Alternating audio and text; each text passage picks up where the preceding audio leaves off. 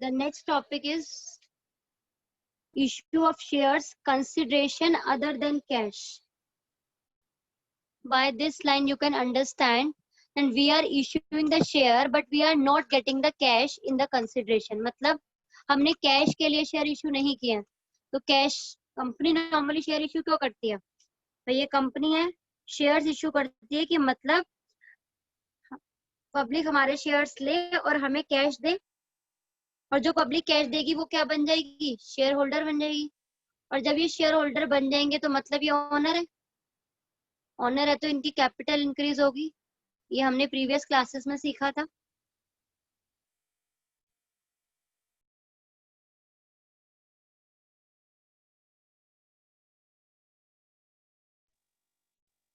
ठीक है, issue share करेंगे, उसके बाद ये आपके बन गए ओनर्स। लेकिन अभी तक कंपनी को पैसा चाहिए था, इसीलिए कंपनी ने शेयर इश्यू करे। अब ऐसा भी तो हो सकता है कि कंपनी को कैश नहीं चाहिए बट कंपनी ने कोई एसेट खरीदी है, उसके रिगार्डिंग पेमेंट देनी है। कंपनी क्या कह सकती है, भाई मैं मशीनरी खरीद रही हूँ, लेकिन आप मशीनरी जिससे परचेज की उसको क्या कह रही है कि आप मेरी कंपनी के ओनर बन जाओ ना, मैं बदले में आपको कैश ना दे के आपको क्या दे रही हूँ? शेयर्स दे रही हूँ। हो सकता है कंपनी ने किसी क्रेडिटर की पेमेंट देनी है, पेमेंट ना दे के उसको क्या कह रही है, भाई मेरी कंपनी के मालिक बन जाओ, आप कंपनी के शेयर्स ले लो। तो वहां पर कंपनी ऐसे नहीं कर सकती कि एप्लीकेशन में पैसा अलग आ रहा है, अलॉटमेंट पे अलग आ रहा है, ऐसा नहीं होगा। क्या सिंपली अगर मैं बताऊं, एक एसेट खरीदी, एसेट खरीदने की एंट्री, उस एसेट के बदले आप उसको क्या दोगे? कैश ना देके आप उसको दोगे शेयर्स। ठीक है, तो इसमें डिफरेंट डिफरेंट केस आ सकते हैं। सबसे पहले या तो कंपनी ने परचेज किया एसेट,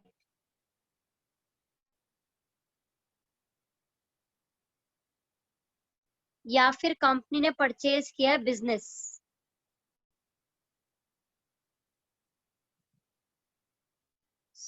सॉरी, या कंपनी ने शेयर इश्यू करे हैं टू प्रमोटर्स।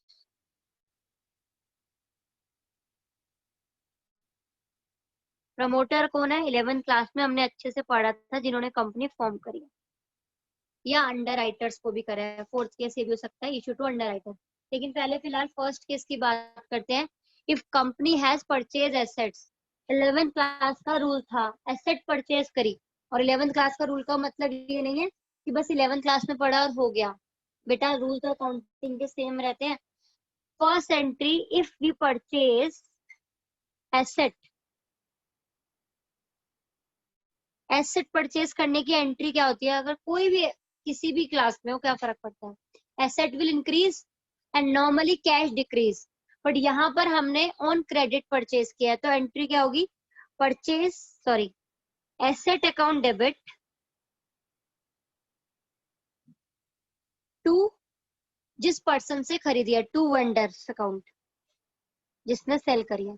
सपोज एक कंपनी ने 10 लाख रुपीस की एसेट परचेज किया, तो फर्स्ट एंट्री तो ये हो जाएगी एसेट को परचेज करने की। उधार खरीदा है इसलिए मैंने टू वेंडर का नाम लिया, क्योंकि परचेज करेंगे एसेट तो एसेट इंक्रीज होगी और लायबिलिटी इंक्रीज होगी। 11th का रूल। सेकेंड एंट्री,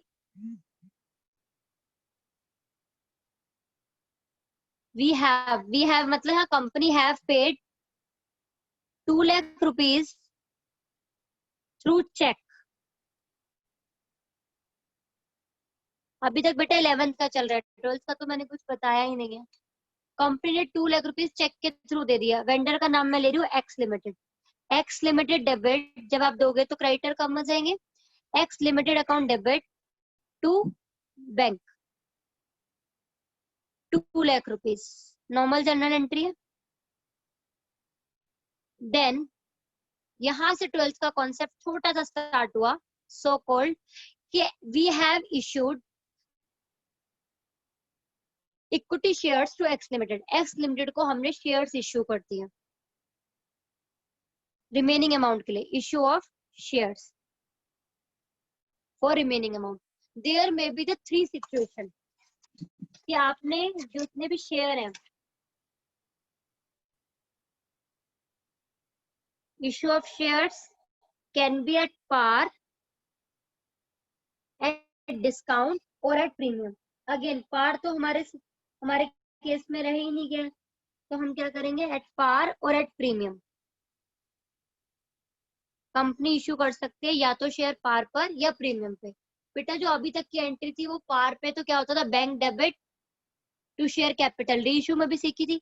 यहाँ पर अब मेरे को वेंडर्स को शेयर देने हैं, तो क्या होगा, वेंडर डेबिट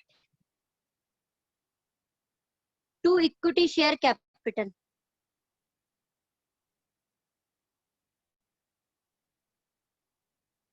याद करो 11th में अकाउंटिंग क्वेश्चन में भी आया था कि अगर किसी क्रेडिटर को आप ओनर बना लो तो क्रेडिटर्स कम हो जाते हैं और कैपिटल इंक्रीज हो जाती है।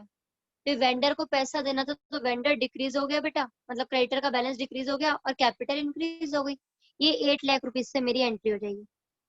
बट अब मुझे ये बताओ, अगर प्रीमियम पे इश्यू करा तो क्या होगा, एंट्री होगी vendor debit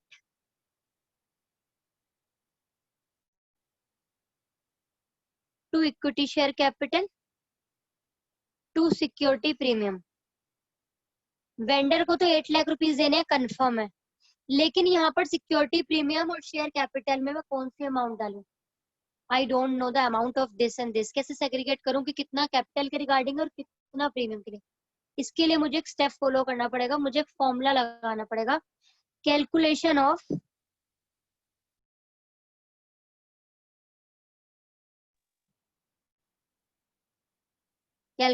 of number of equity shares. देखो पूरा कॉन्सेप्ट जब शुरू से देखोगे और क्वेश्चन करोगे ना तो इजी है। अगर आप शेयर्स इश्यू कर रहे हो, यहाँ पर आपको निकालने हैं कितने नंबर ऑफ शेयर्स इश्यू करें। मैं ले रही हूँ कि कंपनी ने प्रीमियम पे इश्यू करें, कितने रुपीज का प्रीमियम ले रही है कंपनी, 5 रुपीज का, 10 रुपीज का शेयर अगर 5 में इश्यू कर रही है, या फिर यहाँ पर ले रही हूँ एट प्रीमियम ऑफ 2 रुपीज। यहाँ पर कैलकुलेशन कैसे होगी, आप लिखोगे अमाउंट जो इतनी रिमेनिंग है डिवाइडेड बाय इश्यू प्राइस, कितने में इश्यू करा है।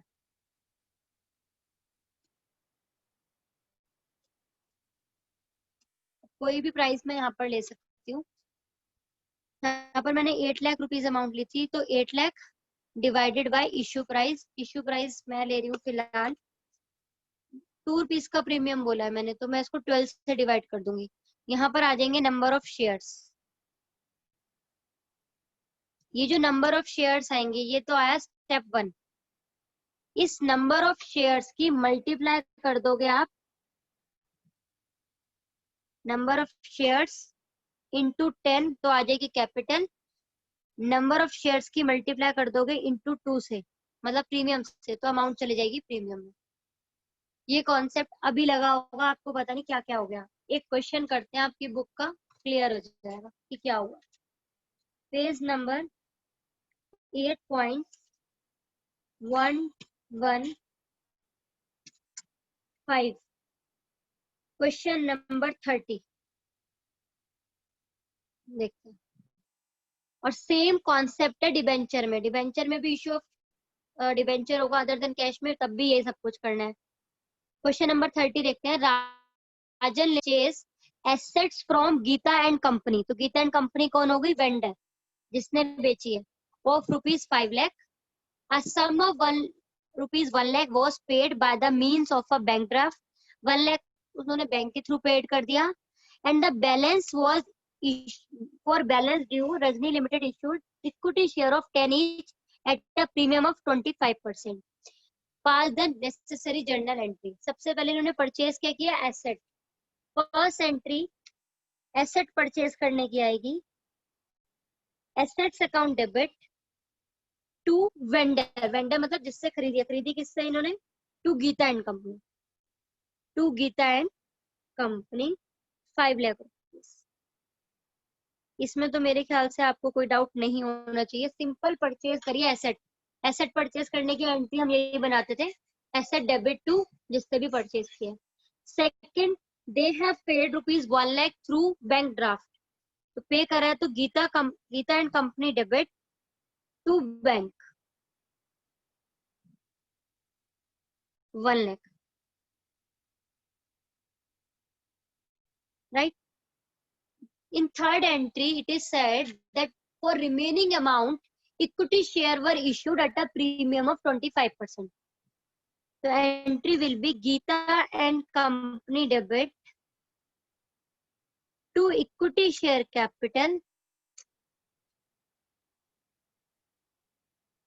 to security premium reserve. Security premium या सिक्योरिटी प्रीमियम, देखो 5 लाख रुपीस थे जिसमें से 1 लाख रुपीस दे दिए, तो 4 लाख रुपीस के हमें क्या देने हैं, इक्विटी शेयर्स देने हैं। अब क्वेश्चन अराइज होता है कि इक्विटी शेयर कैपिटल में कितना अमाउंट आएगा और सिक्योरिटी प्रीमियम में कितना आएगा। तो बेटा for this we have to calculate number of shares. Number of shares का फॉर्मूला है amount that is 4 lakh divided by issue price, and issue price is 10 rupees का शेयर है, 25% का प्रीमियम है, दैट इज 2.5 रुपीज का प्रीमियम। तो issue price company ने कितने में करा है, 12.5, तो 4 lakh divided by 12.5, so we will get the number of equity shares which the company has issued. 4 lakh divided by 12.5, it is 32,000. So 32,000